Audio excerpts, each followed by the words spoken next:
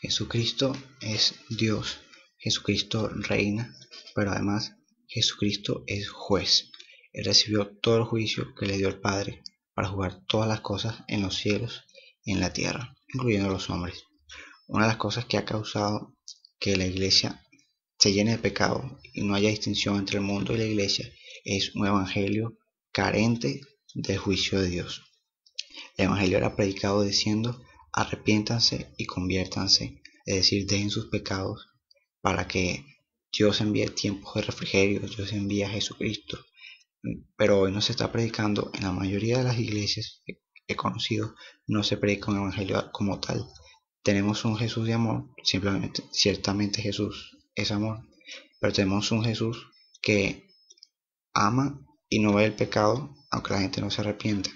Entonces no hay un llamado al arrepentimiento, hay un llamado a recibir a un Jesús como Salvador. Repite esta oración: ahora el Espíritu Santo viene sobre ti, y no se hace mención de pecado, pero en realidad el pecado es lo único que separa a Dios del hombre, aparte de la apatía del hombre no querer buscar a Dios. Y si usted no quita el pecado, el Espíritu Santo no puede llenar una persona que sea un vaso sucio. Para que el vaso sea limpiado, necesita la persona arrepentirse, confesar a Jesucristo, y la sangre de Cristo lo limpiará. Entonces podrá ser lleno del Espíritu Santo. Ahora, esa falta de revelación de ver que Jesucristo es juez hace que las personas no tengan temor de Dios. ¿Por qué las personas tienen que tener temor de Dios? ¿Porque Dios lo va a consumir? No. Porque Dios establece una palabra, unos mandamientos para que el hombre tenga un buen vivir en la tierra, una tierra que ha sido dañada por la maldición. Entonces hay que trazarle un camino al hombre para que éste no se desvíe ni de izquierda ni de derecha, para que no sea destruido. Esos son los mandamientos de Dios, ese es el propósito de los mandamientos de Dios. Cuando el hombre no cumple con los mandamientos de Dios, se estrella, entra en caminos de destrucción, porque está saliendo del orden que Dios ha establecido para una tierra que, a pesar de que donde hay maldición, Dios ha proveído de una forma de vida para resguardar a sus hijos.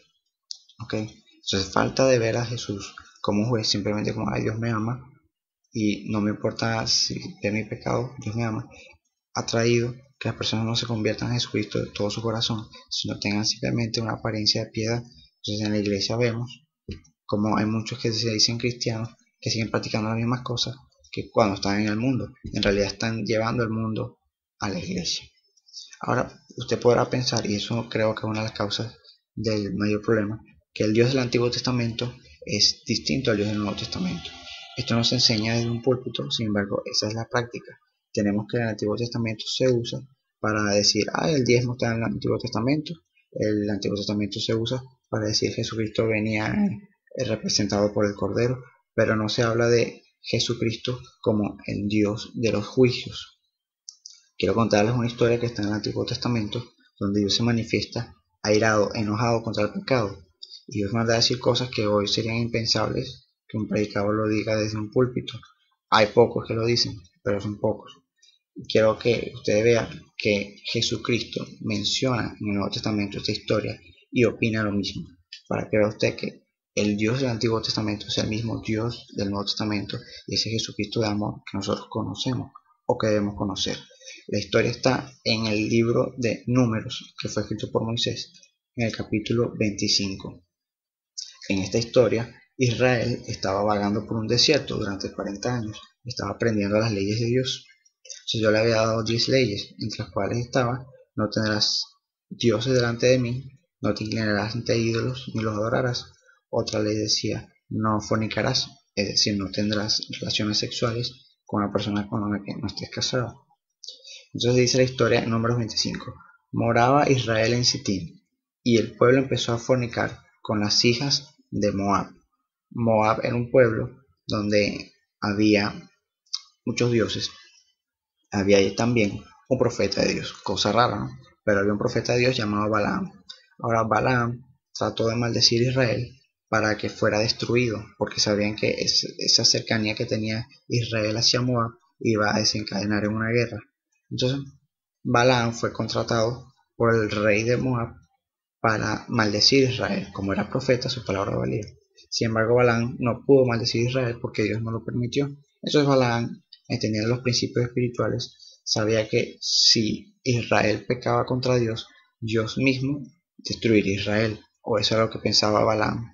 Entonces Balaam mandó a mujeres bonitas que bailaban, que enamoraran a los israelitas y los llevaran al monte llamado Baal Peor, que era donde se adoraba a Baal, y allí se inclinaran ante sus dioses. Como resultado, Dios se enojaría contra su pueblo, lo destruiría y Moab quedaría libre de esa amenaza de Israel. Entonces estas mujeres, las hijas de Moab, invitaban al pueblo a los sacrificios de sus dioses, y el pueblo comió y se inclinó a sus dioses.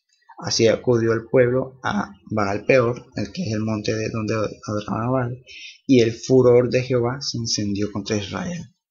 Y Jehová dijo a Moisés, escucha muy bien lo que dijo el Señor, toma a todos los príncipes del pueblo y ahórcalos ante Jehová delante del sol. El ardor de la ira de Jehová se apartará de Israel. Esto fue lo que dijo el Dios del Antiguo Testamento. Entonces Moisés dijo a los jueces de Israel, maten cada uno a aquellos de los suyos que se han juntado con Baal Peor. Y esto fue lo que hizo Israel, a todos los que se habían inclinado ante los dioses, pues lo mataron. Usted dirá, bueno, esto fue en el Antiguo Testamento, esto fue en el pacto de la ley de Moisés. Claro, obviamente hoy no, Dios no nos va a mandar a matar a los idólatras, pero Dios estaba airado y su castigo fue la muerte. O sea, la pena que le impuso fue la muerte contra los idólatras y los fornicarios. Usted dirá, bueno, eso cambió en el pacto de la gracia, ahora Dios es un Dios de amor y Dios quiere que todos procedan a arrepentimiento. Dios no va a hacer eso. Vamos a leer entonces Apocalipsis, donde Jesús habla sobre este relato que les acabo de contar. Mismo Jesús lo menciona, pero quiero primero dar prueba de que es Jesús quien lo dice. Apocalipsis es el libro de la revelación de Jesucristo que Dios le dio al apóstol Juan. Juan tiene una visión, como dice el libro de Apocalipsis en el primer capítulo, que él estaba en una isla. En el versículo 10 dice, yo estaba en el Espíritu en el día del Señor y oí detrás de mí una gran voz como de una trompeta que decía, yo soy el Alfa y la Omega, el primero y el último. Escribe en un libro lo que ves y envíalo a las 7 iglesias que están en Asia. Entonces, el primero y el último, Alfa y Omega, ¿quién es?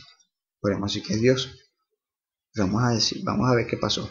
Entonces, en el versículo 17 dice Juan, cuando le vi, caí como muerto a sus pies, y él puso su mano derecha sobre mí, diciéndome, no temas, yo soy el primero y el último, el que vivo y estuve muerto, mas he aquí que vivo por los siglos de los siglos. Jesucristo fue el que, estando vivo, vino a la tierra y murió, y vive ahora por los siglos de los siglos, porque resucitó. Entonces Dios se está manifestando a través de Jesucristo y le está hablando a Juan.